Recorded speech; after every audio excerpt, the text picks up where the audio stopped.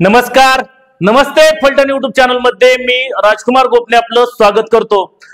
सातारा जिल्ह्याचे मिनी मंत्रालय म्हणून संबोधल्या जाणाऱ्या जिल्हा परिषदेच्या गट आणि गट रचना अंतिम प्रारूप आराखडा नुकताच निश्चित झालेला आहे। दिनांक 18 ऑगस्ट रोजी अंतिम आराखडा मंजूर झाल्यानंतर आता इच्छुकांचे लक्ष लागून राहिले आहे ते जिल्हा परिषदेच्या आरक्षणाकडे। आगामी 15 दिवसांमध्ये हे आरक्षणही निश्चित होत असताना फलटण तालुक्यामध्ये नव्याने निर्माण झालेल्या वाटार निंबाळकर जिल्हा परिषद गटामध्ये आता इच्छुकांनी चांगलीच कंबर कसली आहे। यामध्ये सर्वाधिक इच्छुक हे भारतीय जनता पक्ष आणि त्यांचे मित्र पक्ष असलेल्या महायुतीमध्ये आहेत। यामुळे आगामी काळामध्ये या इच्छुकांमधून उमेदवारी देताना भारतीय जनता पक्षाचे दिग्गज नेते माजी खासदार रणजितसिंह नाईक निंबाळकर यांना चांगली डोकेदुखी वाढणार आहे। कारण वाटार निंबाळकर जिल्हा परिषद गटामधून सध्या तरी जवळपास 4 उमेदवार जोरदारपणे इच्छुक आहेत।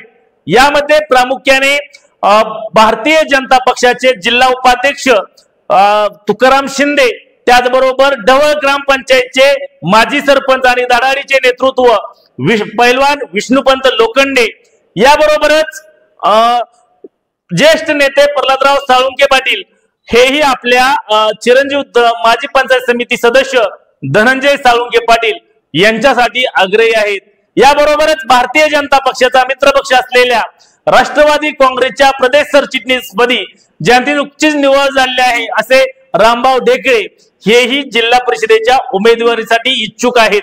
यामुळे आगामी काळामध्ये वाटार निंबाळकर जिल्हा परिषद गटामधून या चौघांपैकी ज्येष्ठ नेते माजी खासदार रणजितसिंह नाईक निंबाळकर हे कोणाला झुकतं माप देणार हे अतिशय महत्वाचं ठरणार आहे।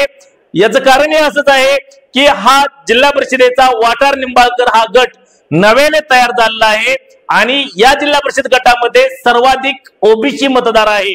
यामुळे या मतदारसंघावरती माजी पंचायत समितीचे सभापती रामभाऊ ढेकळे असतील, त्याचबरोबर माजी सरपंच विष्णुपंत लोखंडे, त्याचबरोबर भारतीय जनता पक्षाचे जिल्हा उपाध्यक्ष तुकाराम शिंदे, या तिन्ही ओबीसी नेत्यांनी या ठिकाणी शब्द ठोकलेला आहे, यावरती दावा दाखल केलेला आहे। आणि अशातच ज्येष्ठ नेते प्रल्हादराव साळुंके पाटील हेही या मतदारसंघासाठी आग्रही आहेत।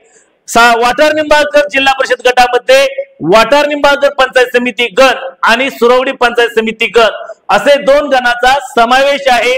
नव्यानेच हा मतदारसंघ तयार झालेला आहे। यापूर्वी वाटार निंबाळकर हा पंचायत समिती गण होता। यामध्ये गत 9 वर्षापूर्वी अतिशय तुल्यबळ लढत झाली होती। यामध्ये माजी सरपंच जे ढवळचे माजी सरपंच पैलवान विष्णुपंत लोखंडे यांना जेमतेम 600 ते 700 मताच्या फरकाने या ठिकाणी श्रीमंत विश्वजित राजे नाईक निंबाळकर यांच्या विरोधात पराभवाला सामोरं जावं लागलं होतं आणि याचमुळे निसटत्या फरकाने ते पराभूत झाले होते। मात्र खचून न जाता त्यांनी पुन्हा एकदा आता जिल्हा परिषदेसाठी तयारी केलेली आहे आणि अशातच आता महायुतीच्या माध्यमातून एकूण 4 जण दिग्गज नेते मंडळी या ठिकाणी इच्छुक आहेत। यामुळे महायुतीमध्ये जागा वाटप करताना मोठा पेच प्रसंग निर्माण होणार आहे। यामधूनही नेते मंडळी झुकतं माप कोणाला देणार, यातून कोणाचे नाव फायनल करणार हेही अतिशय महत्वाचं ठरणार आहे। त्यापूर्वी आरक्षण काय होतंय, आरक्षणावरतीही या ठिकाणी मोठ्या घडामोडी घडणार आहेत।